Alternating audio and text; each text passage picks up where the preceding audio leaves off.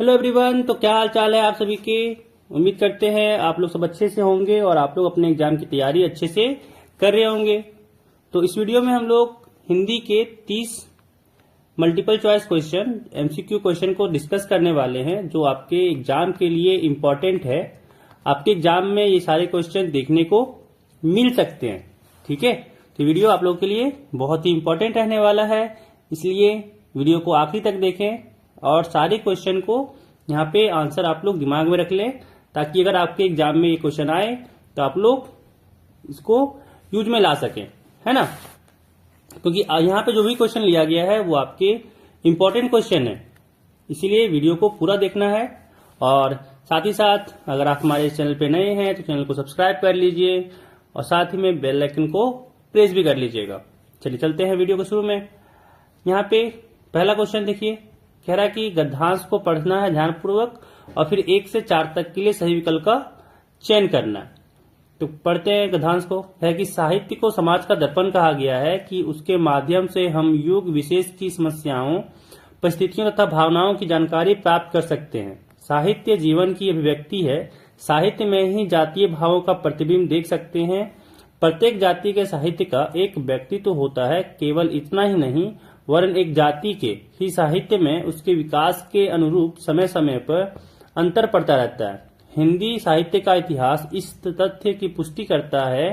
वीर गाथा काल, भक्ति काल, रीति काल तथा आधुनिक काल के साहित्य में स्पष्ट रूप से अंतर देखा जा सकता है ना। अब आगे क्वेश्चन किया गया इस पे कि साहित्य को समाज का क्या कहा जाता है, तो इसका आंसर हो जाएगा ए नंबर, दर्पण।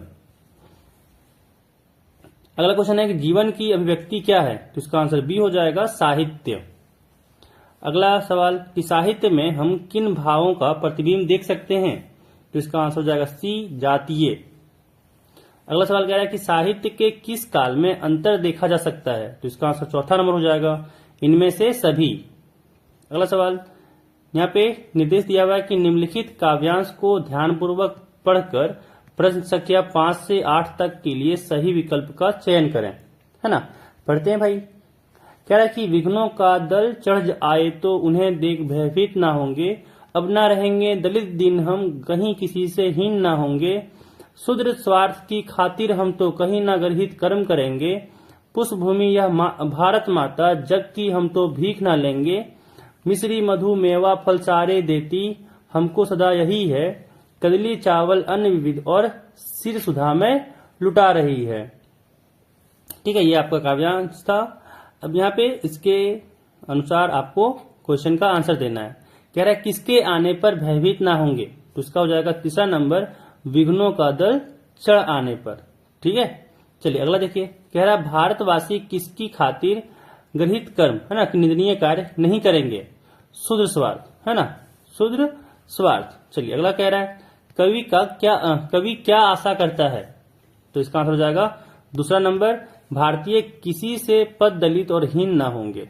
ठीक है, अगला सवाल कह रहा है कि भारत माता हमें क्या देती है, घर, स्वर्ग, जीवन या फिर खाने की विविध वस्तुएं। क्या हो जाएगा डी नंबर, खाने की विविध वस्तुएं। अगला सवाल कि माँ भोजन बना रही है, निम्न में से कौन सा क्रिया भेद है, हो जाएगा सकर्मक। ठीक है, यहाँ पे सकर्मक क्रिया हो जाएगा। अगला सवाल कह रहा है कौन सा वाक्य अकर्मक क्रिया का उदाहरण है। बच्चा सो रहा है, विक्रम उपन्यास पढ़ता है, वह पानी पी रहा है, रीता पत्र लिखती है ना। तो इसका आंसर हो जाएगा आपका ए नंबर, बच्चा सो रहा है। अगला क्वेश्चन यहाँ पे कह रहा है कि मिश्र वाक्य में एक प्रधान उपवाक्य और शेष कौन सा उपवाक्य होता है, तो इसका हो जाएगा पहला नंबर, आश्रित उपवाक्य। ठीक है, चलिए अगला सवाल देखिए। कह रहा है यदि परिश्रम करोगे तो अवश्य फल पाओगे, यह कौन सा वाक्य है, तो ये हो जाएगा दूसरा नंबर, उपवाक्य। ठीक है ना। चलिए अगला सवाल देखिए।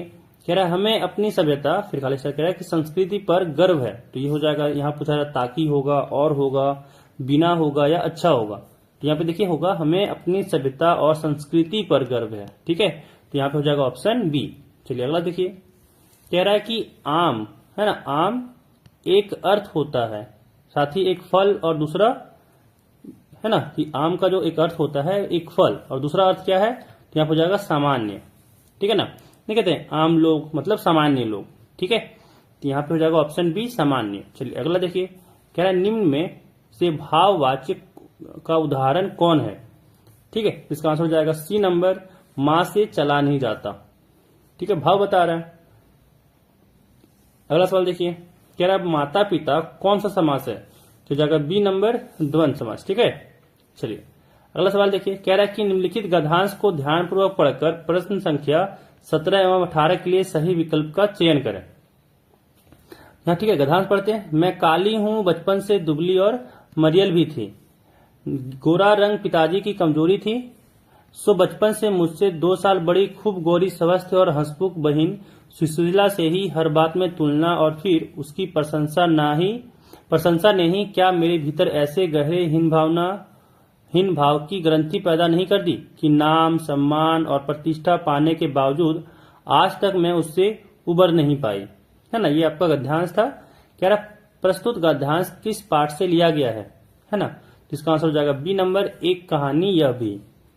ठीक है, चलिए अगला सवाल कह रहा है कि बड़ी बहन से तुलना किए जाने पर लेखिका के मन में कैसी भावना उत्पन्न हो गई। पहला प्रेम, क्रोध, ईर्ष्या या हीन, तो इसका हो जाएगा चौथा नंबर, हीन भावना उत्पन्न हो गई थी। ठीक है, अगला देखिए, कह रहा है यहाँ पे कि निम्नलिखित काव्यांश को ध्यानपूर्वक पढ़कर प्रश्न संख्या 19 एवं 20 के लिए सही विकल्प का चयन करें। ठीक है, देखिए सवाल कह रहा है बादल गरजो, है ना, बादल गरजो, यहाँ पे एक काव्यांश दिया हुआ पढ़ते हैं। कह रहा बादल गरजो, घेर घेर घोर गगन धराधर ओ, ललित ललित काले घुंघराले, बाल कल्पना के से पाले, विद्युत छवि उरे में नवजीवन वाले। है ना, यहाँ पे कह रहा है प्रस्तुत काव्यांश किस पाठ से लिया गया है, तो इसका हो जाएगा बी नंबर, उत्साह। अगला कह रहा है कि कविता में बादल किसका प्रतीक है, तो यहाँ हो जाएगा डी नंबर, पौरुष और क्रांति का। अब यहाँ पे कह रहा है कि निम्नलिखित प्रश्नों के सही विकल्प का चयन करें। बालक अमीरुद्दीन रियाज के लिए किस मंदिर में जाया करते थे। ठीक है, बालक अमीरुद्दीन रियाज के लिए किस मंदिर में जाया करते थे, इसका आंसर हो जाएगा सी नंबर, बालाजी मंदिर। अगला है कि बूढ़ा मरियल सा आदमी कौन था, इसका हो जाएगा बी नंबर, कैप्टन चश्मे वाला। अगला कह रहा है कि बाल गोविंद भगत लगभग कितने वर्ष के थे, तो सी हो जाएगा इसका 60 वर्ष। अगला देखिए, कह रहा है कहानी लेखन के लिए क्या आवश्यक है, विचार, पात्र, घटना।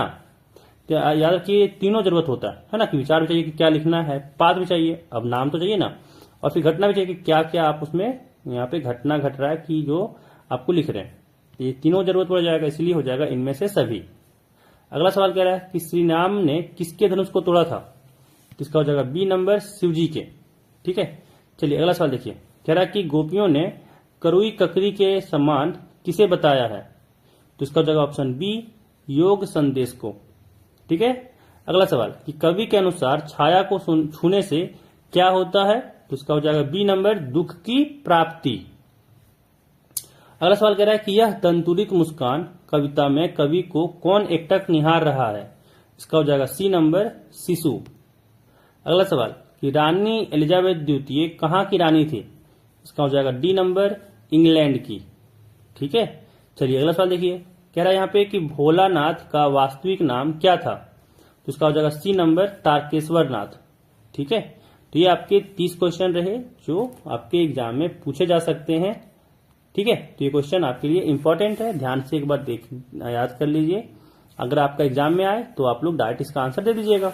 ठीक है, तो इस वीडियो में बस इतना ही। खूब ख्याल रखिएगा अपना, और ऐसे ही अपना एग्जाम का तैयारी अच्छे से कीजिएगा ताकि आपका मार्क्स अच्छा आए। ठीक है ना, चलिए मिलते हैं फिर अगले वीडियो में। बाय सभी को।